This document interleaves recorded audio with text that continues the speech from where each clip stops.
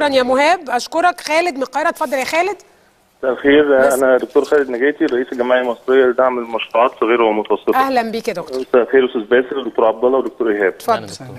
انا كان عاملين مؤتمر بس من حوالي 3 اسابيع، مؤتمر دولي كان عن المشروعات الصغيره والمتوسطه، وكان حاضر فيه من ستاندرد اند بورز دكتور نيكولاس هاردي الريجن كريدت اناليست، وعمل برزنتيشن حوالي 45 دقيقه عن اسباب التخفيض المتوقع الريتنج بتاع مصر خلال الفتره القادمه. وطبعا زي ما قالوا الاساتذه ضيوف المحاضرات كان اهمها عدم الثبات السياسي. ولما اتكلمت معاه بعد المؤتمر قال لي كان مركز على حته ان زياده نسبه البطاله جدا جدا عن المتوقع في مصر، والحلول ان لازم يكون في المشروعات المتوسطه انها تفعل بطريقه جيده جدا عشان تقضي على نسبه البطاله او تقللها.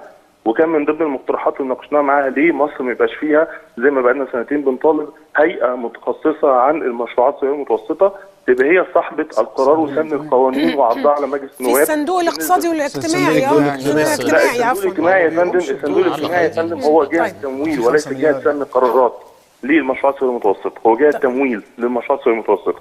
احنا لازم يكون في مشروع هيئه زي هيئه العمل الاستثمار متخصصه عن المشروعات الصغيره والمتوسطه. الصناعات الصغيره والمتوسطه ده من ضمن الكلام اللي كنت هقوله.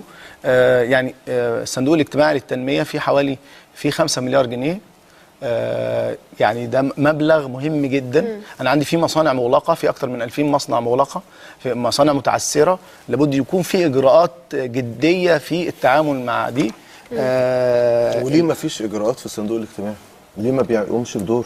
انا بقول لا، بعتقد ان هو بيمول حاجات كتيره جدا. انا يعني بقول افكاري. ما هو لازم كمان اقول لك على حاجه مساله المتوسطه لان انا كنت برضو حضرتك عارف السنه اللي فاتت برضو كانت من ضمن الهوجه اللي حصلت، وطلع وزير ماليه يعني احد وزراء الماليه اللي كانوا موجودين واعلن انه في احد البنوك المصريه سيتم تخصيص المشروعات الصغيره والمتوسطه. انا متفق الحقيقه مع دكتور خالد نجاتي، مع احترامي للصندوق الاجتماعي واحترامي لكلام حضرتك. يعني انا دايما من انصار الفوكس، انك تبقي يعني عامله حاجه متخصصه. احنا كنا بنتكلم في الاستراحه مثلا الدكتور عبد الله وانا على تخوفنا في موضوع الصكوك لو تم يعني انها مشيت على عجل كده، ان مش هيبقى في هيئه رقابيه قويه فوكست عليها هي بس تستطيع ان هي تراقبها. نفس الحكايه بالنسبه للمشروعات الصغيره والمتوسطه. انا الحقيقه بضم صوتي لصوته، لابد من جهه مسؤوله فقط عن ذلك. الصندوق الاجتماعي عنده حاجات كتيره جدا بيدور عليها. انا بقول هيئه موجوده متواجده دلوقتي، لكن انت لازم فعلا انا متفق مع ما فيش اختلاف. فلازم يبقى في فوكس عليها، والفوكس ده مهم. هذه البلد بقى لها 6 سنين ولا 7 سنين عندها السلوجن بتاع الاس ام ايز المشروعات الصغيره والمتوسطه، ده كانه شعار وكله كلام حلو. بنروح مؤتمرات ونقعد ونتكلم وندردش كلمات اخيره بقى لان الوقت انتهى.